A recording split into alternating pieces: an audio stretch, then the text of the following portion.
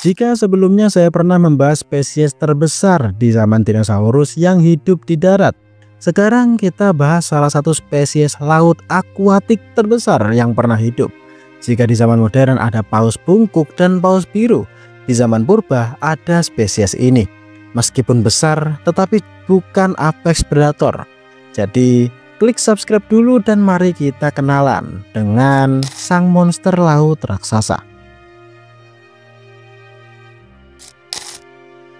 Pada tahun 1886, sebuah penemuan mengubah cara ilmuwan melihat laut purba. Di sebuah daerah bernama Peterborough, Inggris, seorang kolektor fosil amatir bernama Alfred Nicholson Leeds secara tidak sengaja menemukan sisa-sisa kerangka ikan yang sangat besar, bersembunyi di antara lapisan batu kapur dari zaman Jurassic. Benda itu bukan sekedar fosil biasa, itu adalah sisa-sisa dari ikan terbesar yang pernah hidup di muka bumi. Dari penemuan ilmiah, makhluk itu kemudian diberi nama Leedsichthys, yang secara harfiah berarti ikan milik Leeds, sebuah penghargaan bagi sang penemu. Nama lengkapnya adalah Leedsichthys problematicus. Kata problematicus di sini bukan tanpa alasan. Fosil yang ditemukan saat itu tidak lengkap, sehingga para ilmuwan menghadapi berbagai kesulitan dalam mengidentifikasi bentuk tubuh dan ukurannya dengan tepat. Itulah kenapa ilmuwan menambahkan kata problematicus pada namanya. Ikan ini termasuk dalam kelompok ikan ravine fish dan berada dalam genus Leedsichthys serta keluarga Pachycormidae, kelompok ikan purba yang kini sudah punah. Dalam catatan ilmiah, saat ini hanya dikenal satu spesies dalam genus ini, yaitu Leedsichthys problematicus. Namun karena kondisi fosil yang terfragmentasi, masih ada kemungkinan bahwa beberapa fosil lain yang dianggap berbeda jenis sebenarnya masih termasuk Leedsichthys juga. Salah satu hal paling menarik dari fosilnya adalah ukuran yang sangat besar. Beberapa tulangnya bahkan lebih panjang dari tubuh manusia dewasa. Berdasarkan estimasi yang paling masuk akal, panjang tubuh spesies ini bisa mencapai 9 hingga 16,5 meter dengan berat sekitar 30 hingga 45 ton. Ukurannya bahkan menyaingi paus bungkuk modern. Bentuk tubuhnya memanjang seperti ikan pada umumnya, namun dengan kepala yang sangat besar dan mulut yang sangat lebar. Salah satu anatomi paling mencolok dari makhluk ini adalah sistem penyaring di dalam mulutnya. Ya, meski tubuhnya sebesar kapal, makhluk ini tidak memangsa sesama hewan besar, melainkan ia hanya menyaring plankton dari air laut, mirip seperti yang dilakukan paus modern. Tapi bagaimana bisa spesies sebesar ini justru menjadi spesies yang cinta damai? Mari kita masuk ke chapter 2. Monster cinta damai. Memang sulit dipercaya bahwa makhluk seukuran kapal pesiar justru bukan pemangsa ganas. Leedsichthys memilih makanan yang justru hampir tak terlihat, yaitu plankton. Bagaimana mungkin tubuh sebesar itu bisa bertahan hidup hanya dengan menyaring air laut? Jawabannya tersembunyi dalam efisiensi sistem penyaringan makanannya di dalam mulutnya. Spesies ini memiliki struktur seperti raker insang, semacam sisir halus yang menjebak organisme kecil seperti krill dan plankton saat air laut masuk dan keluar dari mulutnya.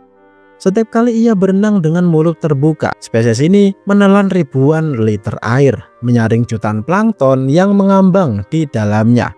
Jadi jika kalian pernah nonton film Nemo, iya, kurang lebih seperti itu ilustrasinya. Ya karena memang hampir mirip dengan spesies paus di zaman modern.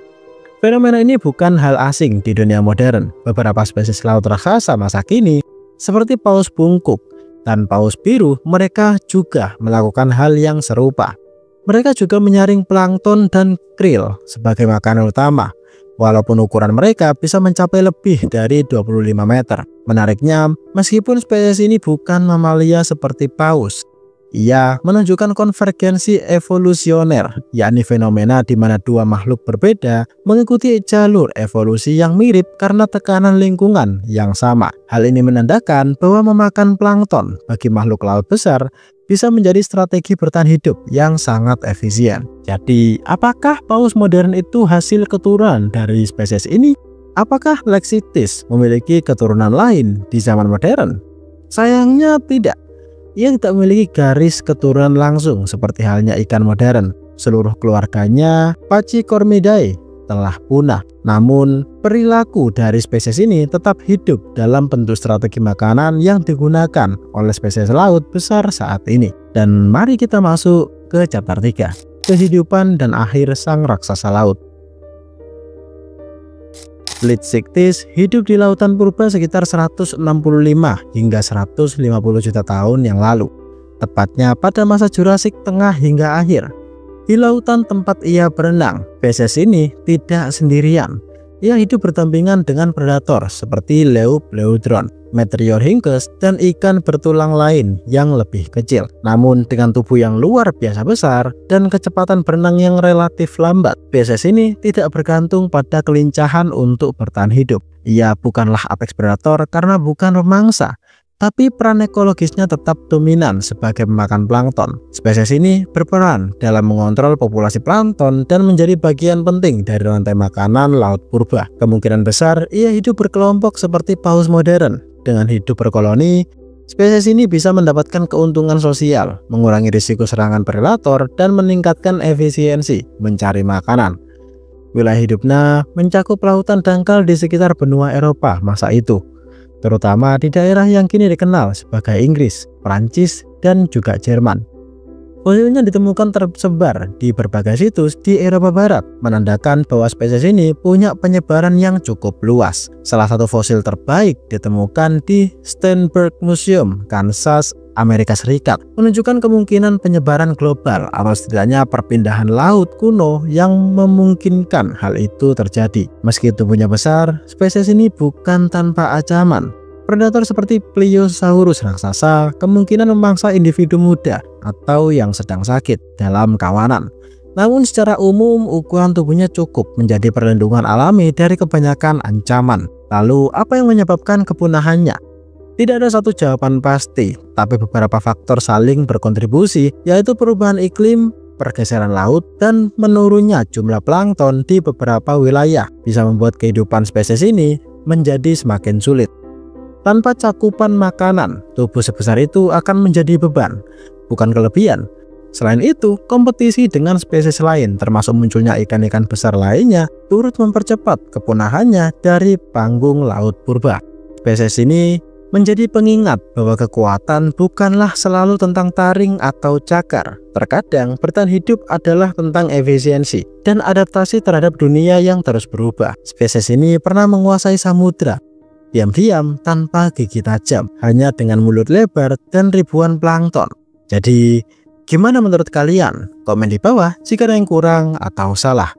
Dan next kita bahas apa lagi? Tulis di komen.